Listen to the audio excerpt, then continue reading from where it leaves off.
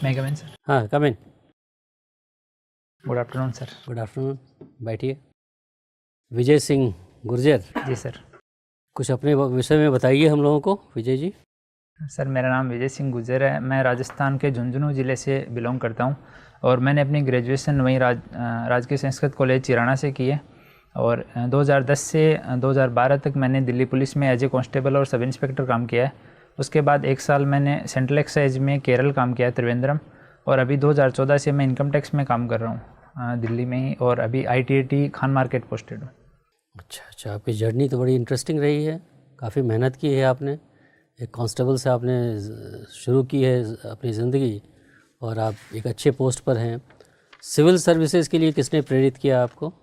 Sir जब मैं ITAT में पोस्टेड था तो वहाँ देखा कि डिपार्टमेंट की तरफ से जो रिप्रेजेंट करने वाले होते हैं वो IRS होते हैं, और एक ही IRS होते हैं, उनके पास और कोई असिस्टेंट वगैरह भी नहीं होता है। जैसे मैं पोस्टेड था कमिश्नर सर के साथ, तो मुझे डिपार्टमेंट का कुछ नॉलेज भी नहीं था, लेकिन दूसरी तरफ जो CA आते हैं उनके साथ में पूरी टीम होती है, तो वो देख के मुझे अच्छा लगा सिविल सर्विस का। उसके बाद मैंने प्रिपरेशन शुरू कर दी।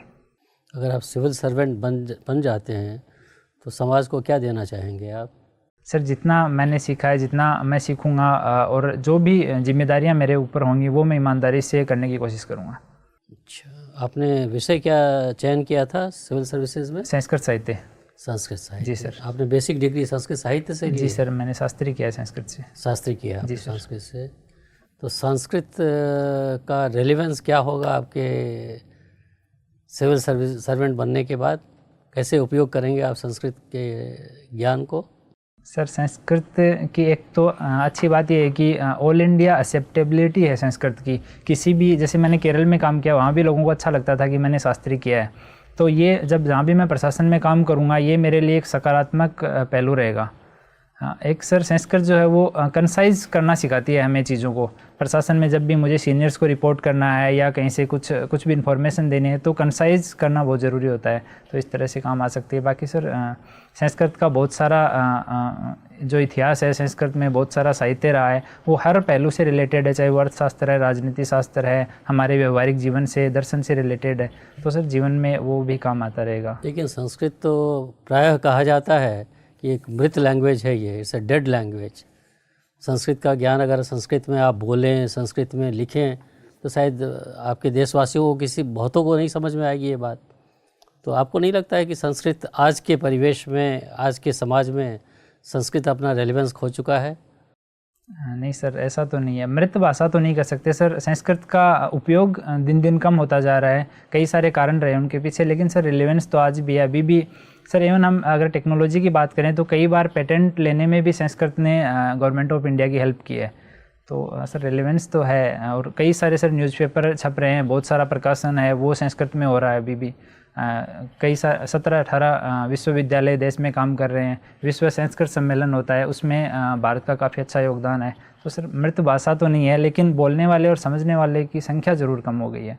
संस्कृत आप लिख भी लेते हैं और बोल भी लेते हैं? सर मैं लिख लेता हूँ पर मैं बोल नहीं पाता। समझ लेते हैं? जी सर। मैं एक लाइन संस्कृत में बोलता हूँ, ज़रा हमें समझाइए इसका मतलब क्या है। अज्ञः सुखम आराध्य सुखतरम आराध्यते विशेषज्ञ अल्प ज्ञान लव दुर्विदग्धं ब्रह्मापि न रंजयति। इसका मतलब क्या हुआ? सर ये भर्तृहरि के नीति शतक का श्लोक है। इसमें बताया गया है कि जो आदमी कुछ नहीं जानता वो कोरे कागज़ के समान है। उसको हम आसानी से कुछ भी अगर हमें सिखाना हो तो आसानी से सिखा सकते हैं। और जो विद्वान है उसको सिखाना और भी आसान होता है, क्योंकि किसी संकेत मात्र से वो किसी भी भाषा का जो मूल तत्व है उसको पकड़ लेता है, किसी भी वाक्य का। लेकिन जो आदमी अपने अल्प ज्ञान का घमंड करके बैठा हुआ है, उसको ब्रह्मा भी उस आदमी को प्रसन्न नहीं कर सकता। अपनी बात समझाने में ब्रह्मा जी भी सक्षम नहीं है। बहुत बढ़िया, बहुत बढ़िया। कालिदास की रचनाओं के बारे में बताएं कुछ हमें। सर कालिदास जी की 7 रचनाएं अभी अवेलेबल हैं। 2 उन्होंने महाकाव्य लिखे थे, रघुवंशम और कुमार संभवम। 2 खंड काव्य हैं उनके, ऋतु संहार और मेघदूत, और 3 नाटक हैं, अभिज्ञान शकुंतलम, मालविकाग्निमित्रम और विक्रमोर्वशीयम। आपको सबसे अच्छा कौन सा लगा पढ़ने के बाद? सर मैंने मेघदूत पढ़ा, ये मुझे काफ़ी अच्छा लगा। ऐसा कौन सा ग्रंथ है जिसमें उन्होंने पार्वती जी के नख से शिख तक का वर्णन किया है? हाँ सर, कुमार संभव में किया है, तीसरे सर्ग में। तो विद्वान लोग उसको उस हिसाब से पढ़ने के लिए योग्य नहीं मानते हैं बहुत सारे संस्कृत के विद्वान, क्योंकि श्रृंगार रस का उन्होंने बहुत ज़्यादा एक तरह से इतना ज़्यादा उपयोग किया है कि जैसा हम हिंदुत्व में उनको शिव पार्वती को देवी देवताओं भगवान के रूप में मानते हैं, तो वो थोड़ा सा सर सभ्य रूप में नहीं मानते कई लोग। ठीक। अच्छा, ये आजकल कंप्यूटर का युग है, इसमें आप संस्कृत का भविष्य क्या देखते हैं? सर, कंप्यूटर से रिलेटेड ही 1986 में एक रिसर्च हुआ था नासा में कि जो संस्कृत है वो कंप्यूटर की जो C++, जावा जैसी लैंग्वेज हैं उनकी जगह काफ़ी सपोर्टेबल हो सकती है। लेकिन सर उस दिशा में उसके बाद और कुछ ज़्यादा रिसर्च हुआ नहीं, और भारत देश जो कि जहाँ पे मूल भाषा है वहाँ पे कोई विश्व स्तरीय संस्कृत का शोध केंद्र भी नहीं है। तो अगर भारत इसमें पहल करे तो ज़्यादा बेहतर होगा, लेकिन सर अभी तक ऐसा कुछ इससे आगे रिसर्च नहीं हुआ है। अच्छा, ये वैदिक संस्कृत और क्लासिकल संस्कृत, क्या अंतर है दोनों में? सर, काफ़ी दोनों में अंतर है। जैसे कि वैदिक संस्कृत में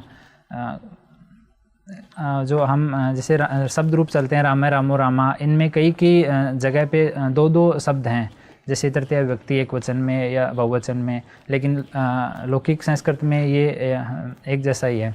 और संधि के जो रूप संधि वैदिक जो संस्कृत है उसमें संधि अनिवार्य नहीं थी, लेकिन लौकिक भाषा में संधि को अनिवार्य कर दिया गया। लौकिक संस्कृत में पाणिनि जी ने सारा माहेश्वरी सूत्रों के आधार पे पूरी व्याकरण को वैज्ञानिक तरीके से वर्गीकृत कर दिया गया था।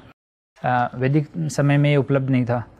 कुछ शब्द हैं जिनके दो दो तीन तीन मीनिंग थे वैदिक समय में, अभी हर शब्द का लौकिक संस्कृत में ज़्यादातर शब्दों का एक ही मीनिंग है। संस्कृत का पहला अभिलेख कौन सा है, आपको याद है? सर सॉरी, अभी याद नहीं आ रहा है। जूनागढ़ नाम जानते हैं आप? चलिए, कोई रूपक क्या है? सॉरी सर, अभी याद नहीं आ रहा है। चंपू? हाँ, चंपू सर उस काव्य को कहते हैं जिसमें गद्य और पद्य दोनों का मिश्रण होता है, उस काव्य को चंपू काव्य कहते हैं। जैसे नल दमयंती एक चंपू काव्य है। अच्छा, एक चीज़ और बताइए, भारतीय दर्शन कितने हैं? सर 9 हैं। 9 है, बताइए। उनको हम 2 भाग में कैसे बांटेंगे? सर, आस्तिक और नास्तिक में बांटते हैं। जो वेदों को मानते हैं उनको हम आस्तिक कहते हैं, जो वेदों को नहीं मानते हैं उनको हम नास्तिक कहते हैं। सर, सांख्य, योग, न्याय, वैशेषिक। कौन आपको सबसे अच्छा लगता है, ये बताइए 6 में, जो आस्तिक हैं, जो वेदों को मानते हैं?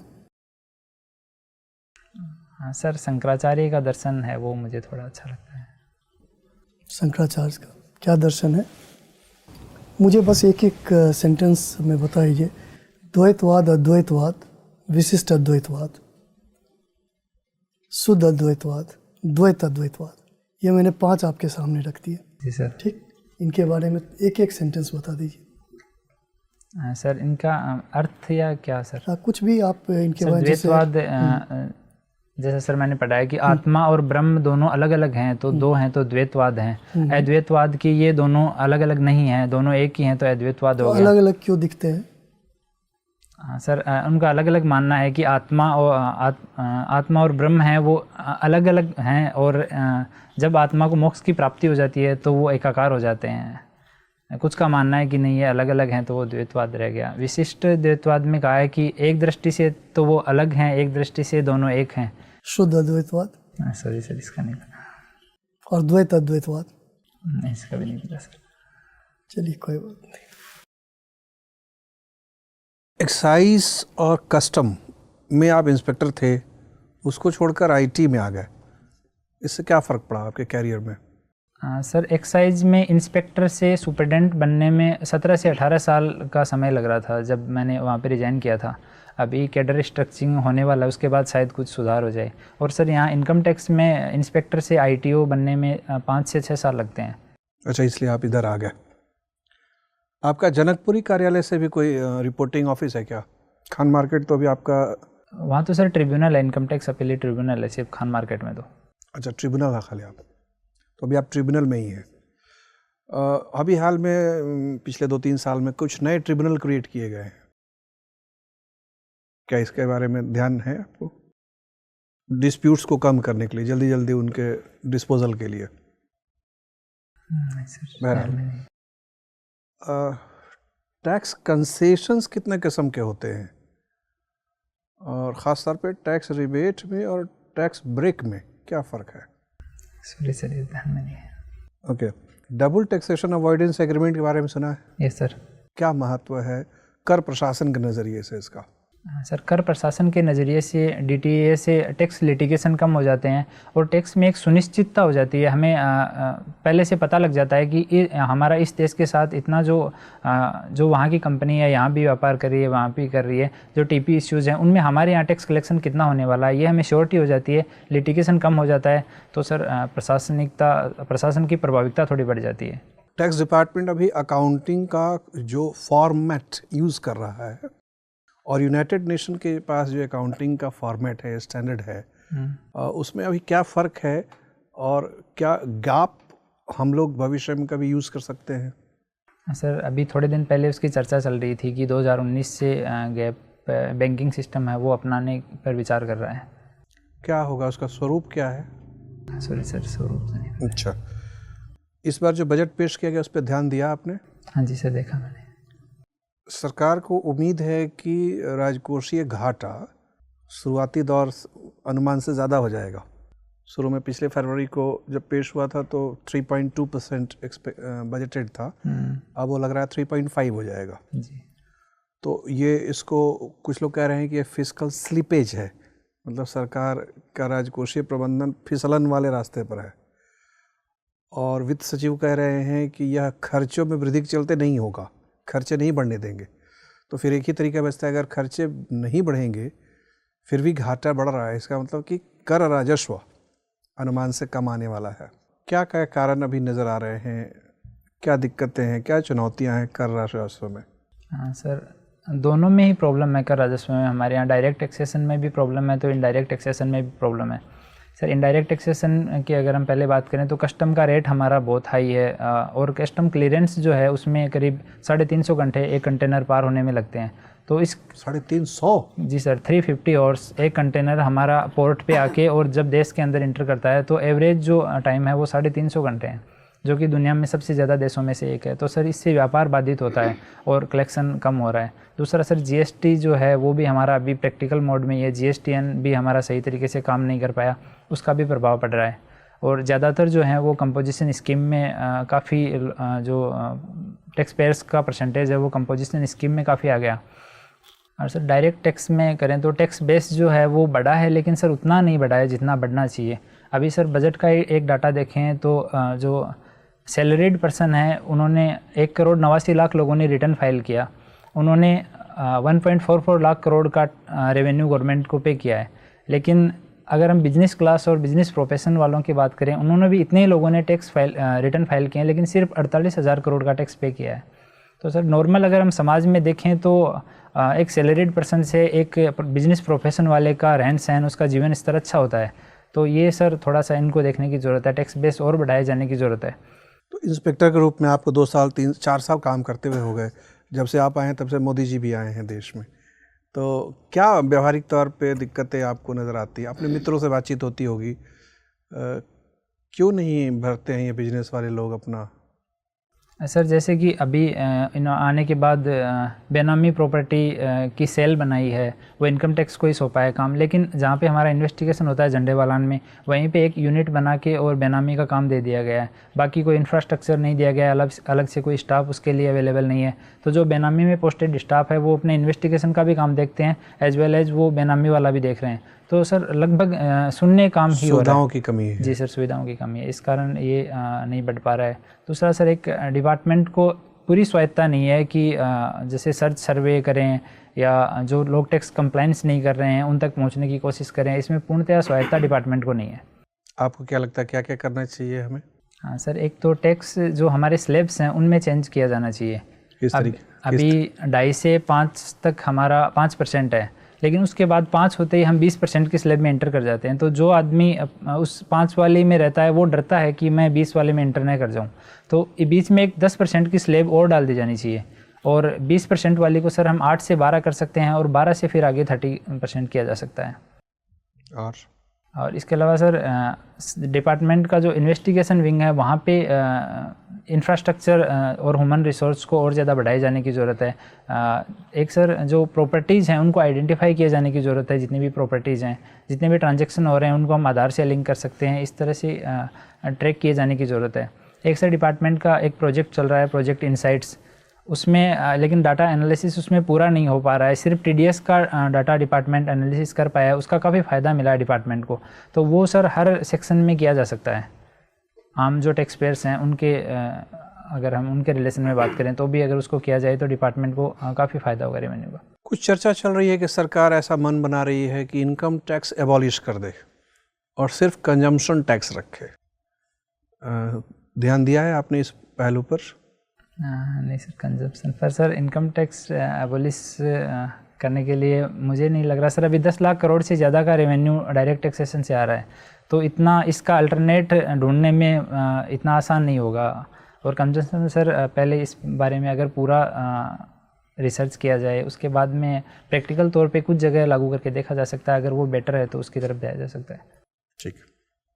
विजय जी, आप अंतर्राष्ट्रीय विषयों में रुचि रखते हैं? जी सर। भारत के माननीय प्रधानमंत्री महोदय पूरे विश्व का दौरा करके आए हैं बायलैटरल रिलेशनशिप को स्ट्रेंथन करने के लिए। फिर भी भारत का जो दावेदारी है यूनाइटेड नेशन में परमानेंट सीट के लिए, उसके लिए हम अभी कुछ भी कंक्रीट नहीं कर पाए हैं। तो आपको नहीं लगता है कि फॉरेन पॉलिसी के फ्रंट पे ही हमारा फेलियर है? इतना रिगरसली परस्यू करने के बाद भी हम एक काम नहीं करवा पाए।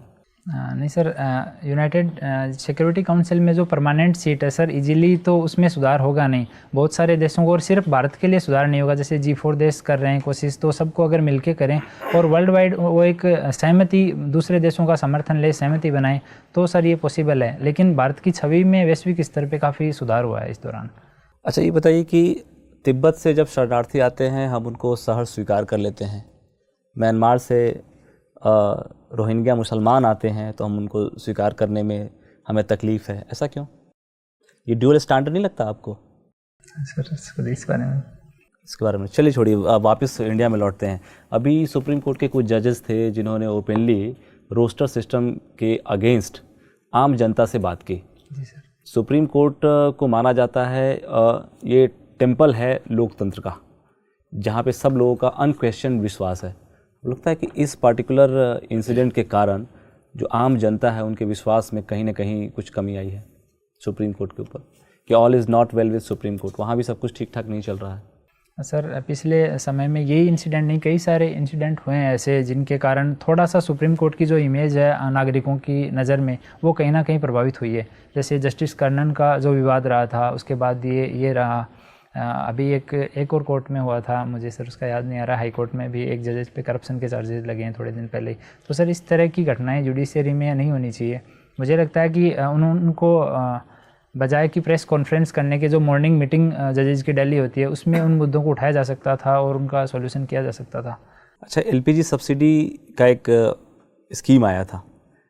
आप मुझे बताइए कि LPG सब्सिडी अनाउंस करना, फिर लोगों से रिक्वेस्ट करना कि उसको वेव ऑफ कर दीजिए, आपको लगता नहीं कि ये पॉपुलिस्ट मेजर के रूप में इसको इस्तेमाल कर रहे हैं? रियल इंटेंशन कुछ और है और कुछ और प्रोजेक्ट कर रहे हैं। अगर सब्सिडी का लाभ केवल उसके रियल बेनिफिशियरी हैं जो बिलो पॉवर्टी लाइन उनको मिल रहा है, तो उन्हीं को रिस्ट्रिक्ट कर देना चाहिए।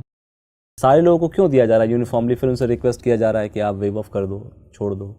सर एक तो डाटा जो है पेट्रोलियम मंत्रालय के पास वो इस तरह का नहीं है कि हम आय के आधार पे उनको बाहर कर दें या अंदर कर दें। तो सर अपील का काफ़ी अच्छा असर हुआ, काफ़ी लोगों ने गिव इट अप किया।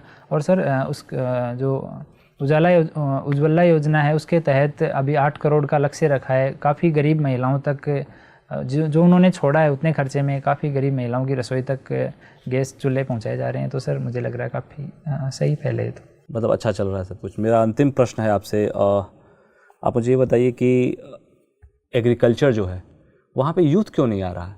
जो टेक्निकली क्वालिफाइड लोग हैं वो अच्छी डिग्रियाँ लेके अगर एग्रीकल्चर को वोकेशन के रूप में एक्सेप्ट करें, तो आपको लगता नहीं कि एक्सपोनेंशियल ग्रोथ होगा इस सेक्टर का? क्यों नहीं आ रहे हैं यूथ, क्यों नहीं जा रहा वहाँ पे? सर एग्रीकल्चर में कई तरह की प्रॉब्लम है। एक तो है कि हमारे प्रोडक्शन जो मिट्टी जो पर हेक्टेयर प्रोडक्शन है वो भी बहुत कम है, और हमारे जो प्रोडक्शन है उनकी गुणवत्ता भी बहुत इतनी अच्छी नहीं है। दूसरा सर, प्रोडक्शन करने के बाद भी किसान को अपना MSP या जो भी उसका खर्चा लगा है वो तक निकालने के लिए बहुत बार संघर्ष करना पड़ता है। इसके अलावा सर, आपदा राहत से कोई इतना अच्छा मैकेनिज्म अभी तक नहीं है। तो सर नॉर्मल है कि जहाँ पे फ्यूचर सिक्योर नहीं होगा, यूथ उस तरफ अट्रैक्ट नहीं होगा। तो अगर तो सरकारी हस्तक्षेप से क्या चीज़ों को बेहतर नहीं बनाया जा सकता? बिल्कुल सर, बनाया जा सकता है। तो क्यों नहीं फिर अब ये शिकायत अभी क्यों हो रही है फिर? सर हस्तक्षेप धीरे धीरे कर रही है गवर्नमेंट, लेकिन उतने स्तर पे नहीं कर रही है जितने स्तर पे करना चाहिए। जैसे कि अभी बीमा के लिए अच्छी स्कीम प्रधानमंत्री कृषि बीमा योजना लाई गई है, कुछ खामियां उसमें, लेकिन काफ़ी अच्छा पहल है। इसके अलावा सर, प्रधानमंत्री कृषि सिंचाई योजना चल रही है जिसके थ्रू सिंचाई बढ़ाने की कोशिश की जा रही है। लेकिन सर कई स्तर पे कई सारे काम एग्रीकल्चर के लिए करने पड़ेंगे, तब एग्रीकल्चर जो फार्मर्स के डबल इनकम के बारे में गवर्नमेंट सोच रही है, या फिर कृषि क्षेत्र को रिवाइव करने के बारे में सोच रही है, ये तभी पॉसिबल है सर। घोस्ट बेनिफिशियरी कौन होते हैं? जो सर दिखाई नहीं देते लेकिन वो फ़ायदा लेते रहते हैं। विजय जी, आपने अपनी हॉबी में लिखा है कि आपकी हॉबी है लॉन्ग बाइक राइडिंग। जी सर। तो इससे क्या मतलब है लॉन्ग बाइक राइडिंग? हाँ सर, मैं लंबी दूरी की बाइक राइडिंग करता हूँ अपने क्लब के साथ। जो सबसे लंबी दूरी की बाइक राइडिंग आपने की है वो कहाँ से कहाँ तक की है?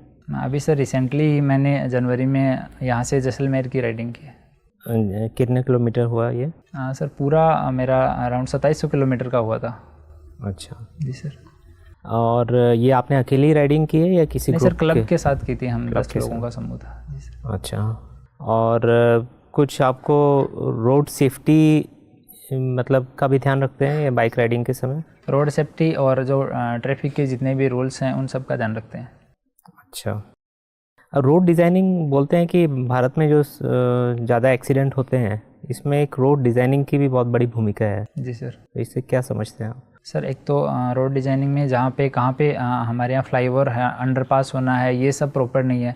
दूसरा, घुमाव में हमारे यहाँ कितना रोड का जो कोण है वो कितना होना चाहिए वो प्रॉपर नहीं है। इसके अलावा सर कंस्ट्रक्शन जो है वो हमारे यहाँ मतलब सुरक्षा मानकों को ध्यान में रख के नहीं चलाया जाता है। हम नॉर्मली देखते हैं कि कहीं भी कंस्ट्रक्शन चल रहा है और कई बार तो इवन कोई खड़ा भी नहीं होता है और वहाँ कंस्ट्रक्शन चल रहा होता है। तो इसके अलावा सर निर्माण सामग्री जो है वो भी इतनी बेहतर नहीं है हमारे यहाँ सड़क निर्माण में।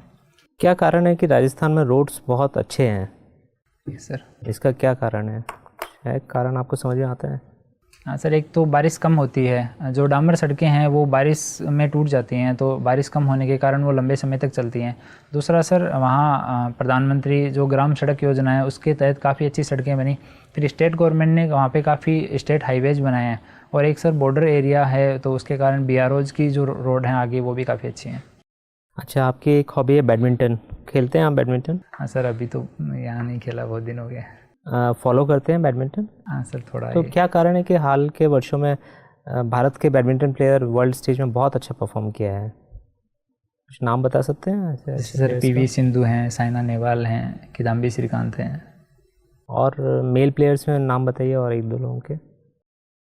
सर किदाम्बी श्रीकांत का ही नाम याद आ रहा है अभी तो। अच्छा, ई-वे बिल क्या है? हाँ सर, ये GST में जब 50,000 रुपये से ज़्यादा के सामान या सेवाओं को एक राज्य से दूसरे राज्य में ट्रांसफ़र किया जाता है। कोई किलोमीटर की भी मतलब सीमा है? जैसे आपने 50,000 बताया। जी सर। कुछ किलोमीटर की भी सीमा है जिसपे सर, ई-वे बिल सीमा लागू है, होता है? लेकिन मुझे याद नहीं है सर। आपको याद नहीं है? ये क्या लागू हो गया या ट्रायल स्टेज पे है? हाँ सर, लागू हुआ था लेकिन उसमें कई सारी प्रॉब्लम्स आई, तो अभी वो ट्रायल स्टेज पे है। GSTN भी सही काम नहीं किया था। अच्छा, भारत में बोलते हैं कि एक जॉबलेस ग्रोथ है, तो ये क्या है? देखो, ग्रोथ तो हो रही है लेकिन उस ग्रोथ के अनुपात में रोज़गार में वृद्धि नहीं हो रही है। और इसके क्या कारण है?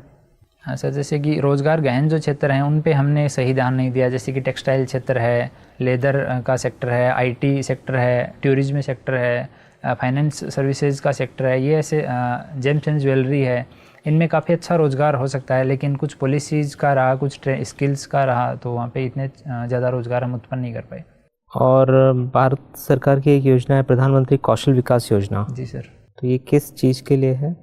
ये सर कौशल विकास करने के लिए है, स्किल डेवलपमेंट के लिए। तो क्या ये सफल हो रही है योजना या कुछ चैलेंजेस हैं? सर बहुत सारे चैलेंजेज हैं। अभी कई स्टेट्स में तो इवन योजना को रोकना पड़ा था, जैसे हरियाणा राजस्थान में जो एसएससीज हैं, जो सेक्टर स्पेसिफिक काउंसिल्स हैं, और उनके नीचे लेवल पे उन्होंने जो एजेंसीज बनाई थी, उन सब ने जैसे कि गोस्ट बेनिफिशियरीज अभी बोला था, उस तरह की बेनिफिशियरी तैयार करके उनको जो गवर्नमेंट की तरफ से 8,000 रुपये का अनुदान एक प्रति जो स्किल ट्रेनिंग ले रहा है अभ्यर्थी दिया जा रहा था, वो इस तरह से लिया गया। प्रॉपर असेसमेंट का मैकेनिज्म नहीं है, ना ही तो एजेंसीज़ के लिए है जो इंस्टीट्यूशंस के लिए है, और ना ही कैंडिडेट्स का है। अगर आप किसी ज़िले में डिस्ट्रिक्ट मजिस्ट्रेट के पद पे तैनात हैं जी सर, और वहाँ कोई आपको सूचना मिलती है कि एक राइट सिचुएशन डेवलप होने वाली है क्योंकि दो संप्रदाय हैं और उनके रिलीजियस फेस्टिवल एक ही दिन में कोइंसाइड कर रहे हैं, तो ऐसे में आप क्या करेंगे? और कल ही होने वाला है ये फंक्शन। सर सबसे पहले तो वहाँ का जो लॉ एंड ऑर्डर है, वहाँ पे पुलिस की प्रेजेंस मैं बढ़ा दूंगा, और भी रिजर्व में भी पुलिस पहले से तैयार कर लूँगा। फिर सर दोनों जो कम्युनिटीज़ हैं, अगर ऐसा लगेगा तो दोनों कम्युनिटीज़ के जो मुख्य व्यक्ति हैं, जैसे कि उनमें धार्मिक उनसे जुड़े हुए व्यक्ति भी हो सकते हैं, उनके नेता हो सकते हैं, उनसे मैं वहाँ के जो स्थानीय प्रशासन है, जहाँ पे भी मेरे जिस भी सब डिवीज़न में होगा, मैं स्थानीय प्रशासन से बोलूँगा कि उनसे बात करने की कोशिश करें। फिर जैसा भी रुझान होगा मैं खुद चला जाऊँगा या एडीएम को भेज दूँगा। ठीक है, थैंक यू। राजस्थान के 2 या 3 फोक डांसेस का नाम बताइए। सर चंग नृत्य है जो हमारे यहाँ शेखावाटी में भी होता है। इसके अलावा गेंदड़ नृत्य है, कच्छी घोड़ी नृत्य है। घूमर का नाम सुना है? जी सर। कौन सा नृत्य होता है ये घूमर? सर ये भी राजस्थानी नृत्य है। पद्मावत सिनेमा देखा है आपने? जी सर, मूवी देखी। इसमें घूमर नृत्य पे कोई डांस हुआ है? जी सर। किसने किया है? दीपिका पादुकोण ने। दीपिका पादुकोण ने। एक गाना भी गाया गया है इसमें घूमर पे, किसने गाया है?